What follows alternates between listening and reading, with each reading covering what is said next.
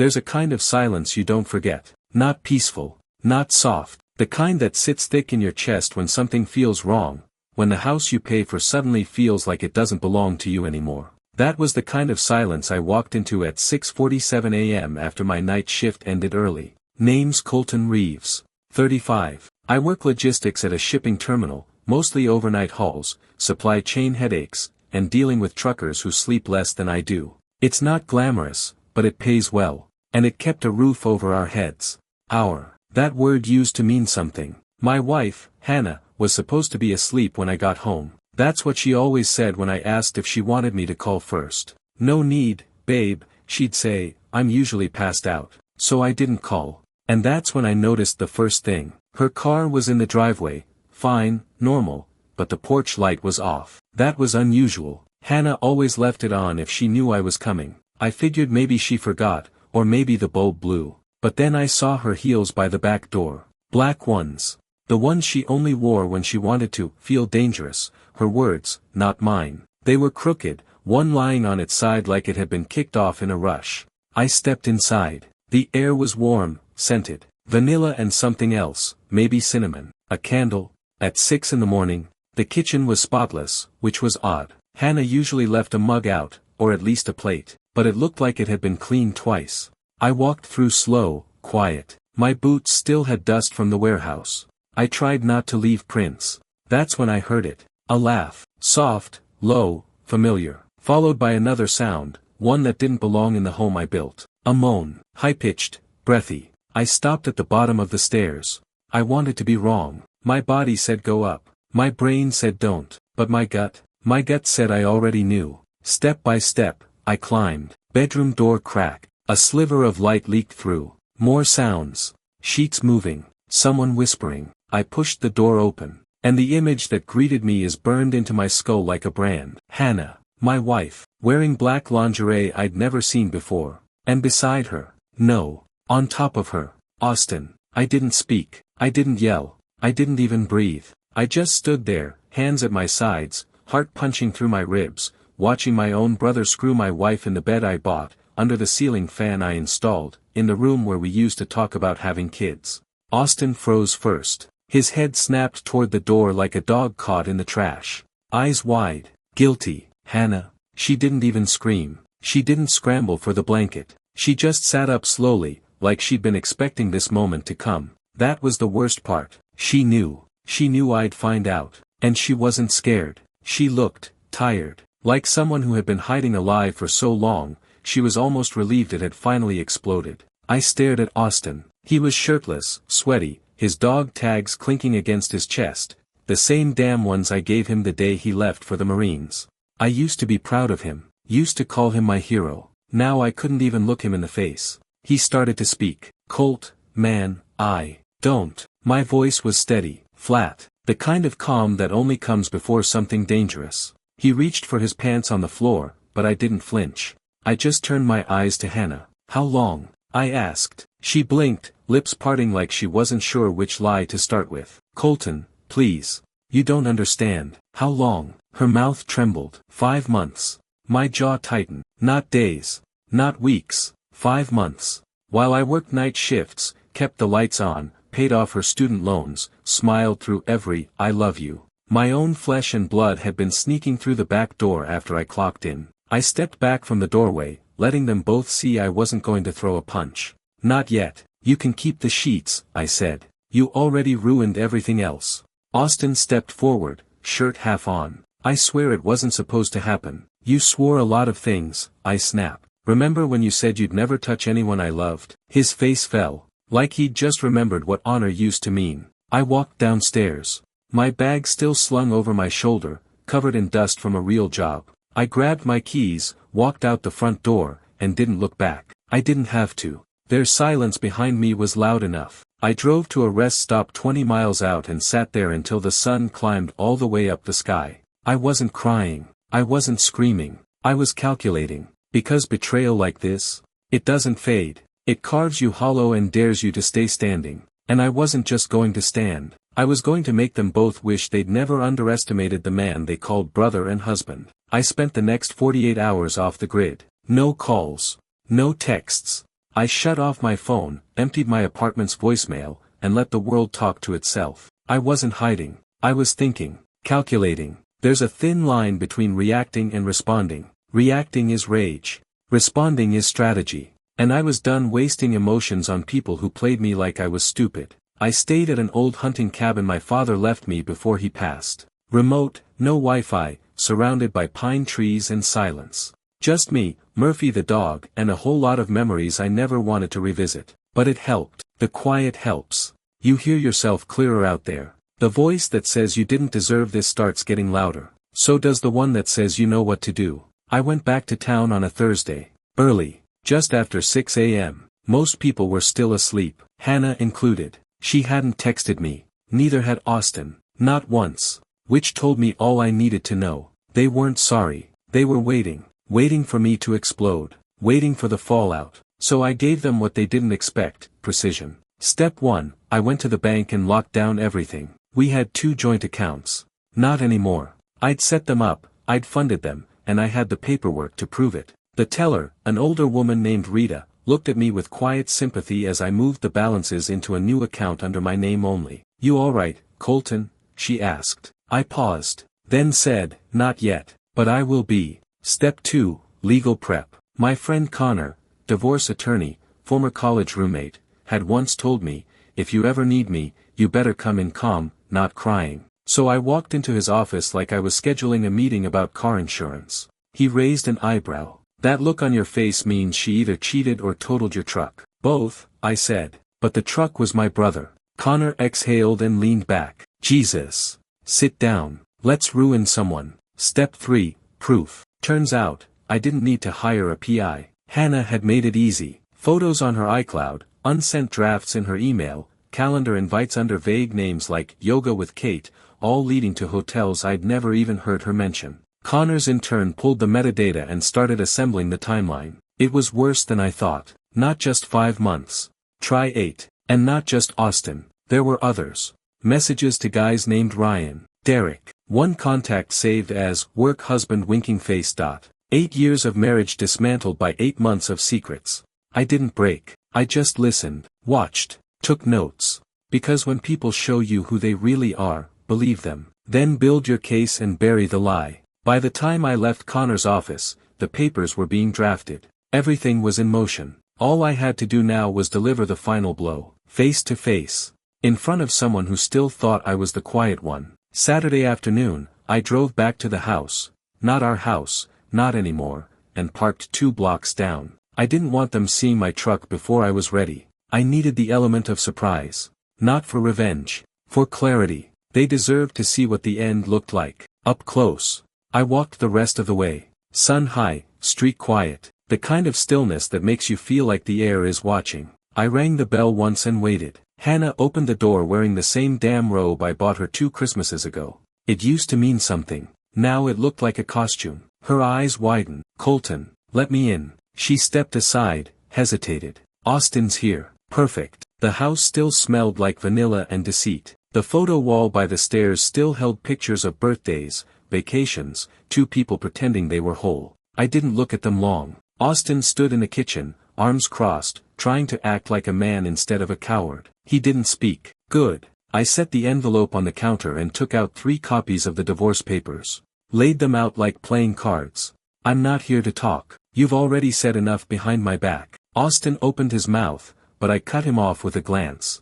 "Don't." He closed it. Hannah stared at the papers like they were covered in blood. "You already filed." "I've got a good lawyer. And a better memory." She looked pale. "We should talk." "No," I said. "You lost that right when you let my brother into our bed. And before you say it was a mistake, don't. 8 months isn't a mistake. It's a second life." She swallowed. "I didn't mean to fall for him." I laughed once. "Cold. You didn't fall. You jumped." Austin finally spoke. "Colt, man. I was messed up. I didn't think. You never do. You think about what's easy, what's close, what feels good when no one's watching." He took a step forward. I didn't flinch. Just met his eyes and said, "You were my brother." "I still am," he said, quieter now. "No. You're just a man I used to trust." I picked up the pen and signed the papers. "Make copies. Sign where it's marked. Send them in by Monday. After that, I'm done." Hannah's lip trembled, but I didn't care. I turned to the door.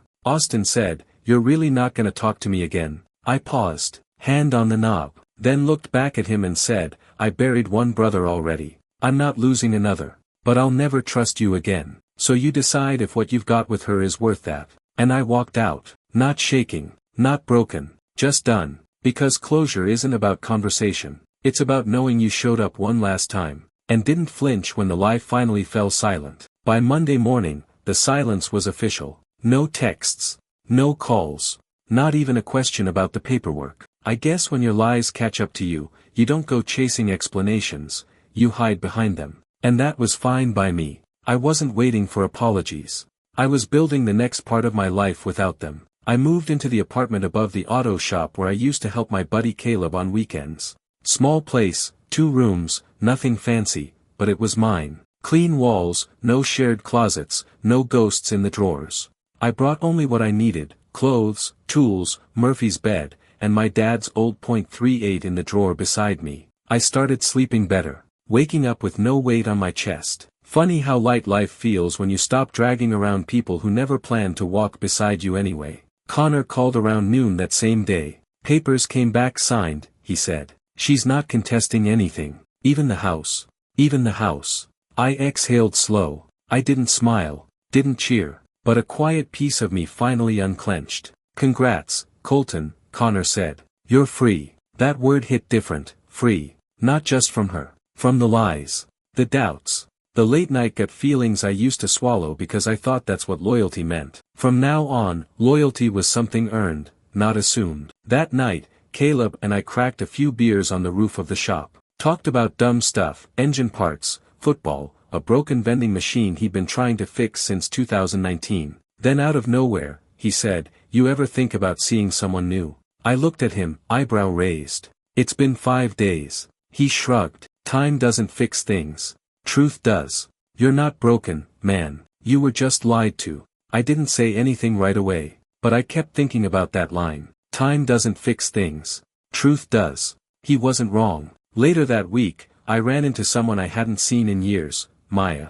She was the receptionist at the clinic where I took Murphy after he got into the neighbor's trash a while back. Sweet, sharp-tongued, the kind of woman who always seemed to know when someone was full of it. She noticed the band on my hand was gone. "Didn't think I'd see that finger empty," she said. "Didn't think I'd be filling it with divorce ink," I answered. She tilted her head. "You okay?" "I'm alive," I said. "That's more than I can say for the marriage." She nodded once, then handed me her number on the back of a dog treat receipt. "Next time you need to talk, try a real human instead of just your dog." I laughed. For real this time. No pressure. No plans.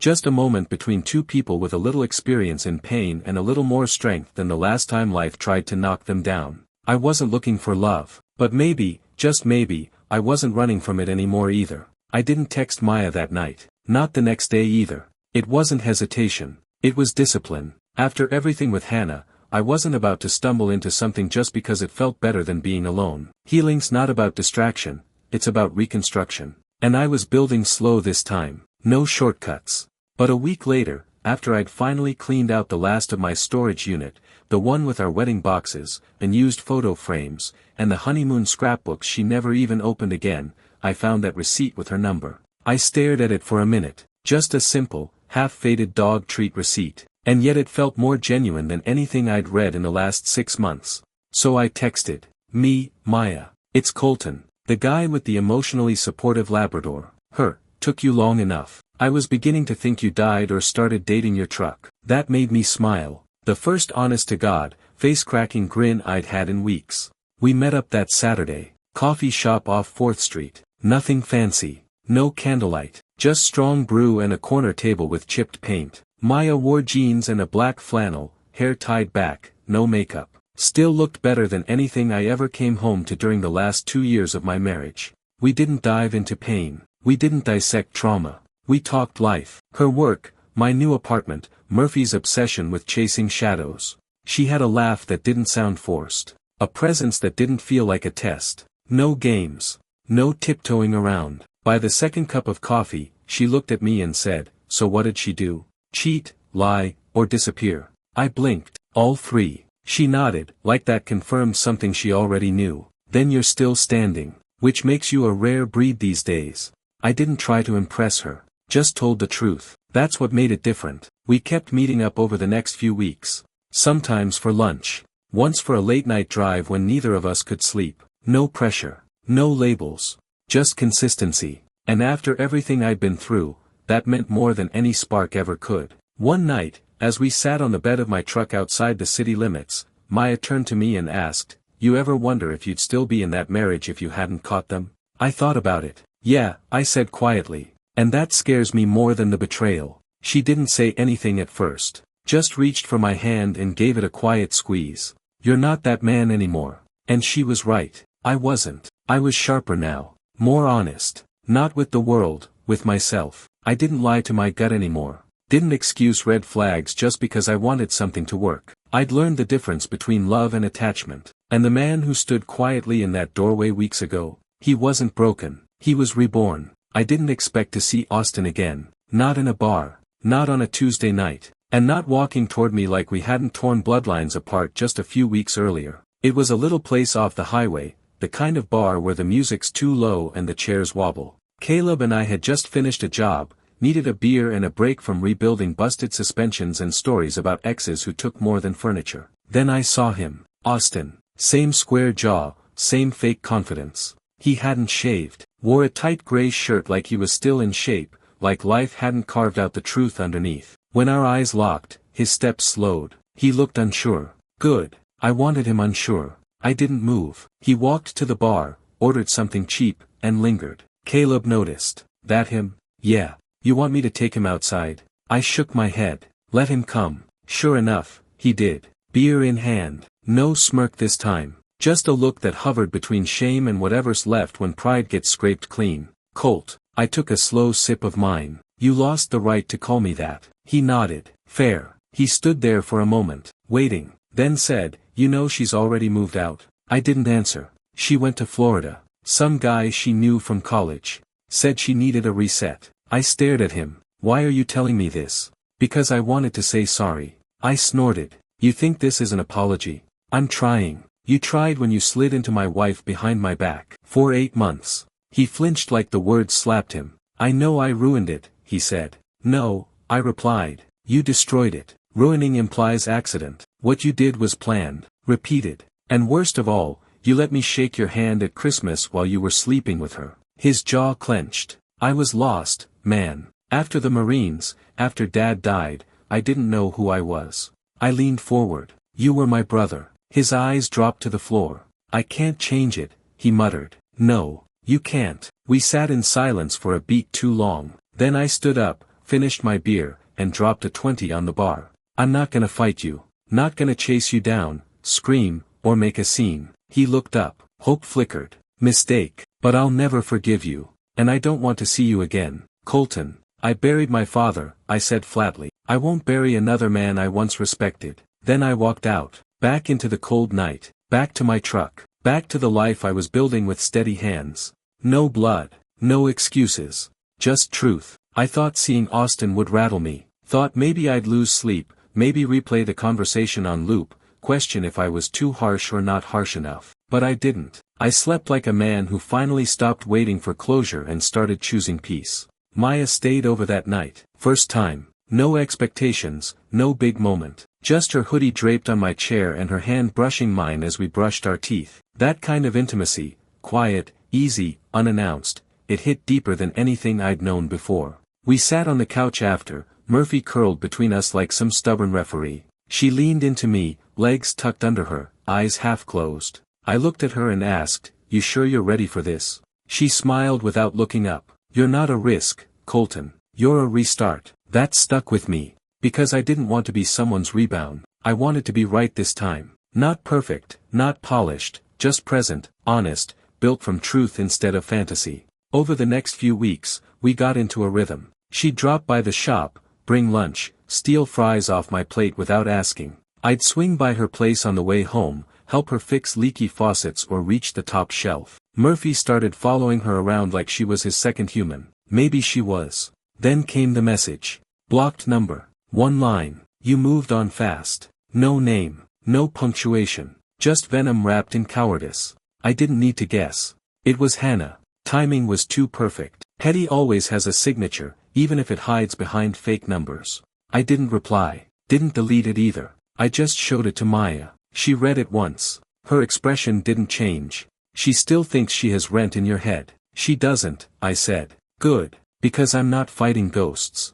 And she wouldn't have to. I blocked the number. For good. That weekend, we drove out to the lake. I hadn't been there since before the divorce, too many memories. But with Maya, the place felt new again. She wore ripped jeans and a worn denim jacket. I brought coffee in thermoses. Murphy ran wild near the shore. We sat on a blanket, the wind tugging at her hair. She watched the water, quiet, then said, "You ever think maybe all that pain didn't break you? It just cleared the road?" I looked at her, really looked. She wasn't a rebound. She wasn't a distraction. She was the reason I hadn't gone under. I reached over, took her hand, and said, "No, I don't think it. I know it." And in that moment, I felt something I never thought I'd feel again. Whole. 2 months after I signed the divorce papers, I got a letter in the mail. Handwritten. No return address. Folded twice, sealed tight. I almost threw it out. Thought it might be another passive-aggressive jab from Hannah, or worse, some pathetic apology dressed up in nostalgia. But something in me said read it. Not because I needed closure, I already had that. But because I wanted to see if the woman who tore my life apart finally understood what she'd done. I opened it. Colton, I know I don't have the right to ask you to read this. I know I burned the bridge and stood there while it collapsed. But I needed you to know. I never stopped loving you. I just stopped deserving you. I stopped reading there. Because that sentence. It wasn't about regret. It was about pulling me back in. And I wasn't giving her that power again. I shredded the letter and dropped the pieces in the trash without a second thought. I didn't even feel anger. Just clarity. She hadn't changed. Still trying to write the ending in her own handwriting, as if she still had a say. She didn't. That evening, I took Maya out to dinner. Nothing fancy. Small Italian place off the corner of Main, paper menus, candlelight, old Sinatra playing on the radio. She wore a green dress, hair in a loose braid, smile like she'd been waiting her whole life to finally be seen for real. I told her about the letter. Her only response was a calm, "You okay?" I nodded. I'm not hers anymore. Not even in memory. She smiled and took my hand. You never were. That hit me harder than I expected. Because for so long, I believed I belonged to Hannah, like love meant ownership, like vows meant permission to be dismantled piece by piece. But Maya was right. I wasn't anyone's.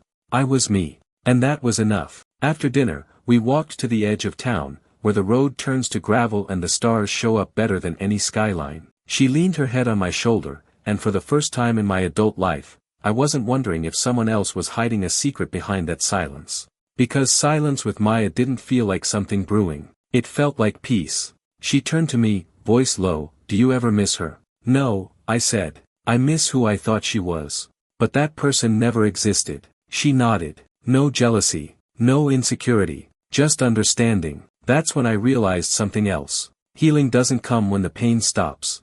It comes when you stop trying to understand why it happened. Some people break you just to see if they can. And some come after to help you rebuild without asking for the blueprints. Maya never asked for more than I could give. But somehow, I found myself giving her everything. And for once, I wasn't afraid to. Spring rolled in quiet, like it was trying not to startle me. The trees outside the shop bloomed early this year. Everything smelled like rain and fresh pavement. I'd been waking up before my alarm, not from stress, just ready. Ready to keep moving forward. Ready to live a life that didn't revolve around suspicion, second chances, or waiting for the other shoe to drop. Maya and I weren't rushing anything, but we didn't need to. Some things don't need speed, just consistency. She showed up when she said she would. Asked how my day was and meant it. Didn't play games. Didn't compare herself to my past. She didn't need to. She was the upgrade I never knew I deserved. One Saturday morning, we took Murphy out to the lake. Same spot where I'd once gone to clear my head after Hannah shattered it.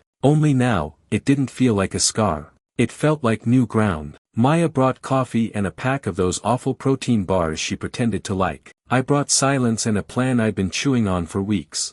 We sat on the tailgate of my truck, sun warming our backs, Murphy snoring under the shade. "I've been thinking," I said. She raised an eyebrow. "Dangerous." I smiled. "I want you to move in." She didn't blink, didn't flinch. Just sipped her coffee like she already knew. "Are you sure?" she asked, voice low. I nodded. "I've never been more sure of anything since this whole damn chapter started." She set her cup down, slid closer, and kissed me. Nothing dramatic, just a quiet kind of yes. That night, we boxed up her apartment. It didn't take long. Maya traveled light, said she never believed in collecting things that didn't have a purpose. That's how she was with people, too. Intentional, present. She didn't hold on to what didn't serve her peace. We brought her things home, and yeah, this time I said it, home. Because for the first time in a long time, that word actually meant something. Murphy didn't even need time to adjust. He curled up on her side of the bed like he'd been waiting for it to be hers all along. A few weeks later, I got a message from an unknown number again. Just a photo this time. Hannah, on a beach somewhere, drink in hand, fake smile plastered across her face. No caption. I showed Maya. She just shook her head. Still fishing. I deleted it. No hesitation. No curiosity. Because when you've climbed out of the fire, you don't go back to smell the smoke. You move forward. We still have scars. Me, Maya, even Murphy in his own weird little way. But we wear them different now. Not as pain, as proof. Proof that we've been burned. And we kept walking.